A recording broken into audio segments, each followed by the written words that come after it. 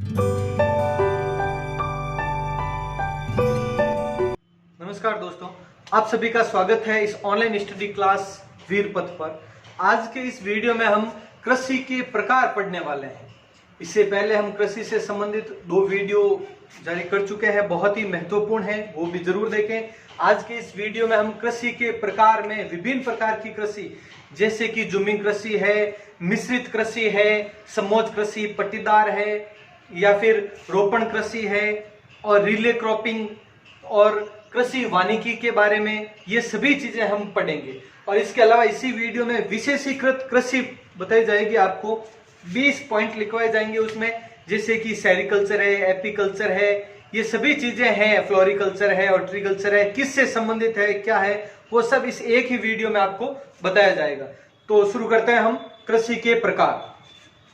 तो देखो, सबसे पहला प्रकार पढ़ते हैं हम जुमिंग कृषि। जुमिंग कृषि सबसे पहला क्वेश्चन इसमें आता है कि ये जुमिंग कृषि है क्या, किससे संबंधित है। तो देखो, जुमिंग कृषि में क्या होता है, कोई भी एक क्षेत्र है, जैसे कि अब इस क्षेत्र विशेष में जो भी पेड़ पौधे वगैरह है उन सबको काट दिया जाता है। जो भी पहाड़ी क्षेत्र हो, मैदानी क्षेत्र हो, जो भी जंगली क्षेत्र हो, वो सब क्या है, उनमें पेड़ पौधों को काट लिया जाता है, साफ कर दिया जाता है, और फिर वहां पे लगा दी जाती है पहले विभिन्न पेड़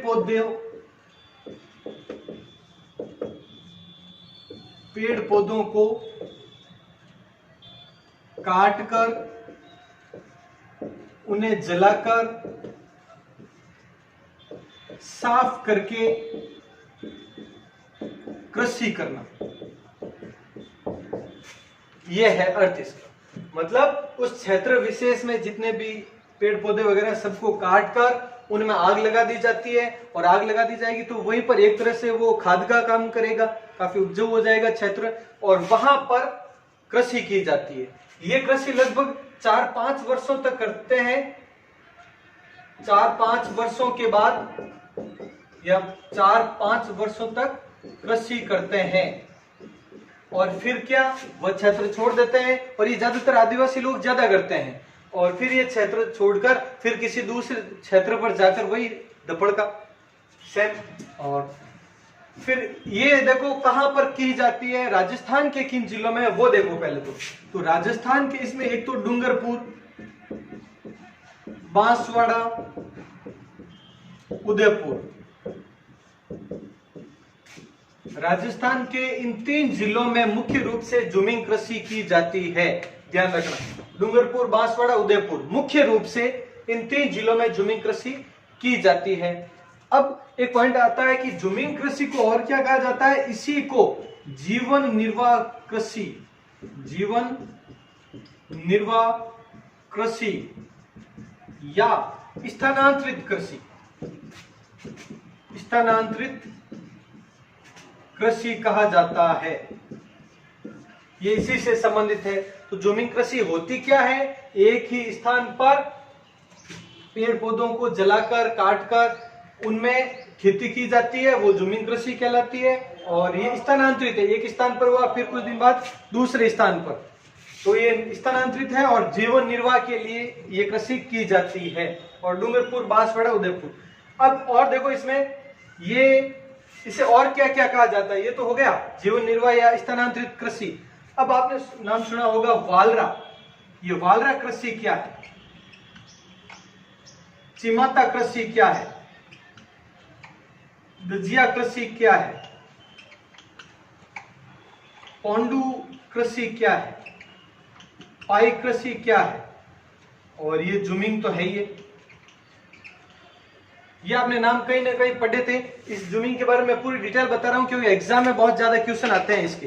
तो ये सब है, इसी को कहते हैं जुमिंग कृषि के ही नाम है ये सब। तो अब अलग अलग आइडेंटिफाई कैसे करेंगे इनको, वो देखो। सबसे पहले वालरा।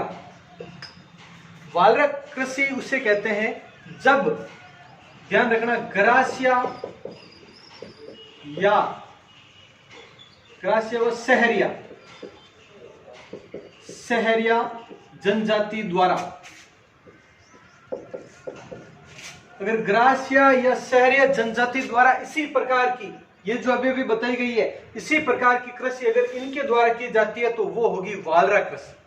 क्लियर? ये हो गया वालरा। अब इसके बाद में चिमाता, ये क्या है?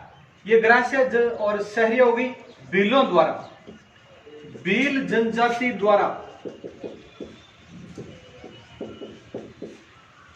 भील जनजाति द्वारा अगर इसी प्रकार की कृषि की जाती है तो उसे कहते हैं चिमाता। और दजिया क्या है वो देखो आप, इसमें भील, यही भील है, लेकिन ये पहाड़ों के बजाय मैदानी क्षेत्रों में, पहाड़ों के बजाय मैदानों में अगर इसी प्रकार की कृषि करते हैं सेम, और यही भील लोग, भीलों द्वारा यही कृषि पहाड़ों के बजाय मैदानों में की जाती है तो वो होती है दजिया। उसे दजिया शब्द कहा जाता है। ये बहुत इंपॉर्टेंट शब्द है, जो भी है क्वेश्चन आते हैं बार बार एग्जाम में। पोंडू क्या है वो देखो आप, ये इसी प्रकार की कृषि है, पोंडू उपाई सेम है। अब इन दोनों में क्या है? आंध्र प्रदेश में, आंध्र प्रदेश में इसी प्रकार की कृषि को पोंडू या पाई कहा जाता है। ये हो गया। जूमिंग कहां पर? असम, मुख्य रूप से असम में जूमिंग कृषि इसका नाम है। और उसके बाद में और कहां पर? जैसे आंध्र प्रदेश हो गया, असम हो गया, नागालैंड और मणिपुर, नागालैंड व मणिपुर, इन दोनों राज्यों में भी ये जूमिंग कृषि प्रचलित है। तो भारत के कौन कौन से राज्यों में? नागालैंड, मणिपुर, ये दो तो है ही मुख्य, फिर असम और आंध्र प्रदेश, इन चारों में। राजस्थान के कौन से? डूंगरपुर, बांसवाड़ा, उदयपुर। तो ये हो गया आपके जूमिंग कृषि के बारे में। और करते आगे, पहले ये लिख लें आप। अब कृषि के प्रकारों में अगला पॉइंट देखें आप, इसमें है मिश्रित कृषि। मिश्रित कृषि, अभी मिश्रित कृषि क्या होती है वो देखो। मिश्रित कृषि होती है, ये कृषि यानी खेती तो है ही है, खेती के साथ साथ पशुपालन भी करना, पशुपालन भी करना, ये कहलाती है मिश्रित कृषि। यानी जो भी सभी ज्यादातर किसान 99% है वो मिश्रित कृषि ही करते हैं, क्योंकि पशुपालन तो सब करते ही है साथ में। तो खेती के साथ साथ पशुपालन भी करना, ये कहलाती है मिश्रित कृषि। इसमें इतना ही पॉइंट है। अब और देखें आगे, एक होती है कृषि वानिकी। कृषि वानिकी ये क्या है वो देखो आप। इसमें कृषि वानिकी में फसल चक्र में पेड़, बागवानी,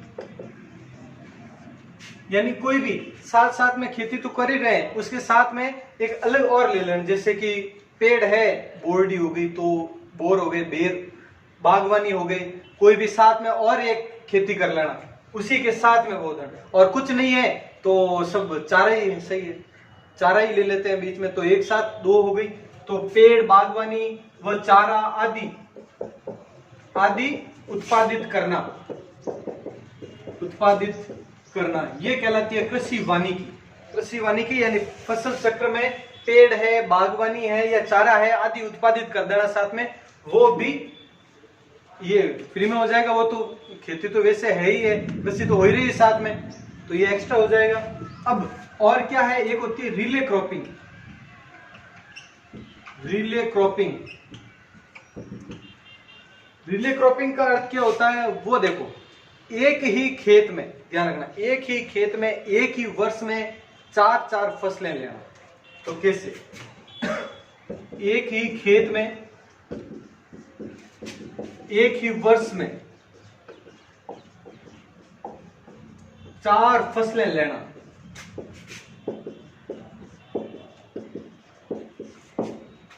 ये होती है रिले क्रॉपिंग। रिले क्रॉपिंग कैसे?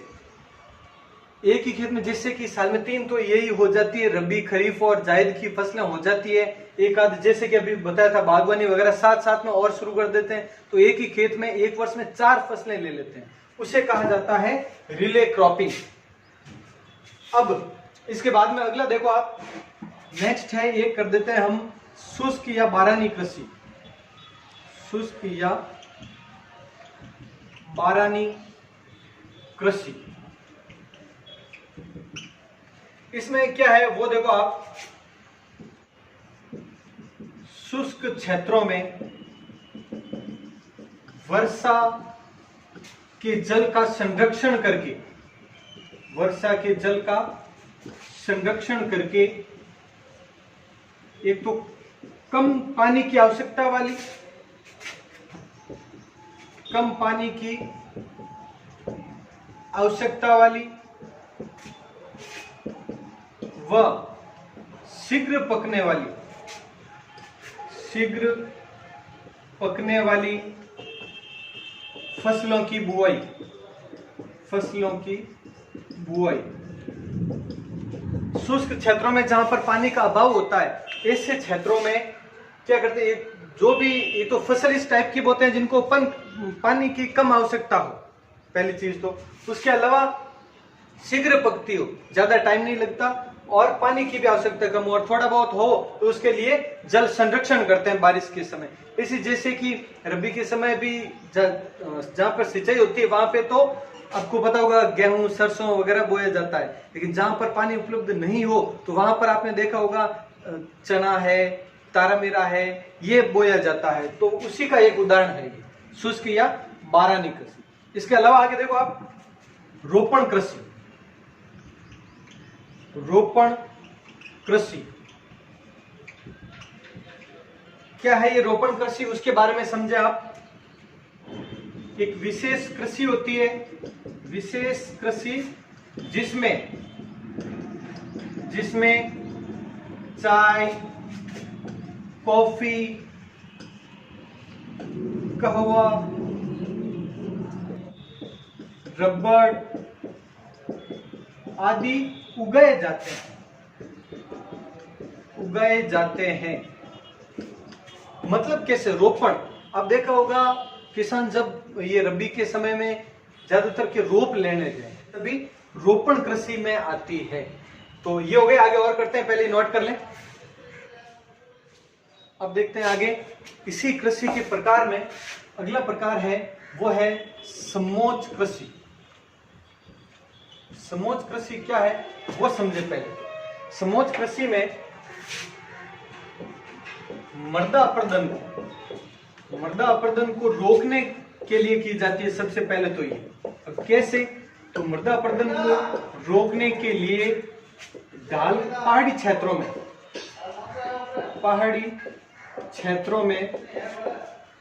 क्षेत्रों में कृषि है वो ढाल के विपरीत की जाती है, ढाल के विपरीत की जाती है। क्लियर? अब कैसे होगा ये, तो जैसे कि ये पहाड़ी क्षेत्र है तो ढलान तो होगा। अब अगर खेती कोई भी करते हैं तो इस तरह से अगर करेंगे तो पानी आएगा और ज्यादा मृदा अपरदन होगा। तो इसमें क्या होता है, इस तरह से करते हैं खेती, ये जो भी है तो वहां पर इस तरह से खेती करने से क्या होगा कि ये मृदा अपरदन कम होगा। अब ये हो गया समोच्च कृषि। उसके बाद में पट्टीदार कृषि। पट्टीदार कृषि ये क्या है वो ध्यान से समझे आप। ये सेम इसी प्रकार की है एक तरीके से देखा जाए तो वो देखो आप, मृदा अपरदन को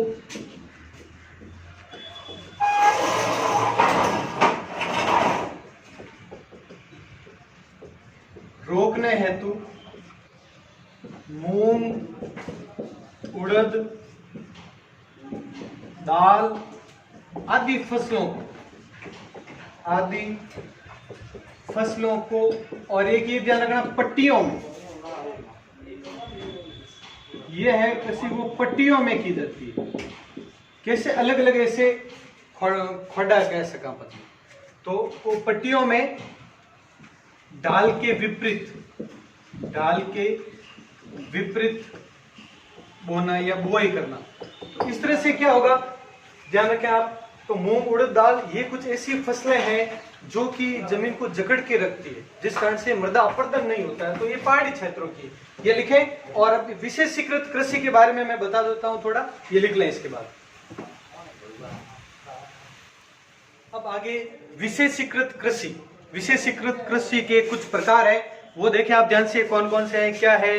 ये कुछ एक पॉइंट्स लिखवा रहा हूं, जैसे कि सीधा क्वेश्चन में आता है बॉटनी। बॉटनी क्या है? वनस्पति विज्ञान। वनस्पति विज्ञान को ही बॉटनी कहा जाता है। एग्रोनॉमिक्स, एग्रोनॉमिक्स का अर्थ होता है भूमि व फसलों का अध्ययन।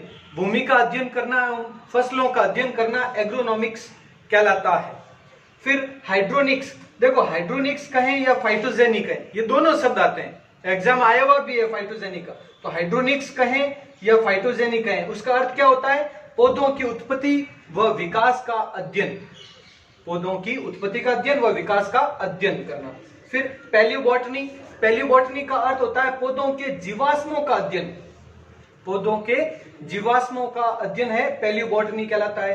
पोमोलॉजी, पोमोलॉजी का अर्थ है फलों के उत्पादन व वृद्धि का अध्ययन करना, ये पोमोलॉजी कहलाता है। फिर एग्रोस्टोलॉजी, एग्रोस्टोलॉजी घासों का अध्ययन, जितने भी ये घासें हैं उनका अध्ययन है वो एग्रोस्टोलॉजी कहलाता है। उसके बाद में देखो आप आर्बोरिकल्चर, आर्बोरिकल्चर क्या है वो देखें पहले। तो आर्बोरिकल्चर एक विशेष प्रकार के वृक्षों व झाड़ियों की कृषि है, वो आर्बोरिकल्चर कहलाती है। फिर वेजिकल्चर, वेजिकल्चर है वो कहलाती है दक्षिण पूर्वी एशिया में आदि मानव द्वारा सबसे पहले जो वृक्षों की आदिम कृषि की गई, सबसे प्राचीन कृषि वो वेजिकल्चर कहलाती है। फिर मैरीकल्चर, मैरीकल्चर होता है व्यापारिक उद्देश्य हेतु, व्यापारिक उद्देश्य हेतु समुद्री जीवों का उत्पादन, वो कहलाता है मैरीकल्चर। फिर वर्मीकल्चर, वर्मी कल्चर है वो केंचुआ, केंचुआ होता है वो खेतों वाला, वो कछुआ है वो नहीं, वो केंचुआ जो खेतों में खाद के रूप में काम आता है। वर्मीकल्चर केंचुआ पालन के लिए। हॉर्सिकल्चर, हॉर्सिकल्चर यानी हॉर्स यानी घोड़े व खच्चर पालन से संबंधित है हॉर्सिकल्चर, ध्यान रखना। हॉर्सिकल्चर एंड हॉर्टिकल्चर, हॉर्टिकल्चर कहलाता है फल व बागवानी से संबंधित, फल व बागवानी से संबंधित। पिसिकल्चर मछली उत्पादन, एपीकल्चर मधुमक्खी से संबंधित, और सेरिकल्चर है वो रेशम उत्पादन, रेशम से संबंधित है। ये स्क्रीन से शॉट ले लें, उसके बाद में आगे करते हैं। 15 के बाद 16वां आगे देखें। अब ये आगे की देख लें, जो भी चारों बच्ची है पांचों। तो 16 नंबर पर है फ्लोरिकल्चर। तो फ्लोरिकल्चर क्या है? फूल उत्पादन से संबंधित, फ्लावर फूल आराम से याद रह जाएगा। विटिकल्चर है वह अंगूर उत्पादन से संबंधित। ओलेविकल्चर, इन दोनों में ध्यान रखना, ओलेविकल्चर और ओलेरिकल्चर।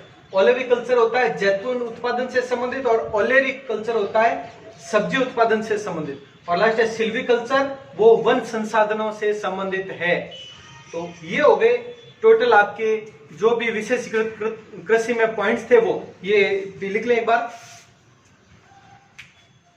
इस तरह से ये कृषि के प्रकार कंप्लीट हुए आज, और अगले वीडियो में हम फसलों के प्रकार पढ़ेंगे, जो भी रबी की फसलें हैं, खरीफ की है, जायद की फसलें हैं, या दलहनी फसलें हैं, तिलहनी फसलें हैं, मसाले हैं, और भी व्यावसायिक कौन सी है, वो जीवन निर्वाह के लिए कौन सी है, उन सब के बारे में हम डिटेल करेंगे कल। और उस कल से आगे वाले वीडियो में हम एक एक फसल के बारे में पूरा सार सहित करेंगे। तो ठीक है, मिलते हैं अगले वीडियो में। जय हिंद, जय भारत।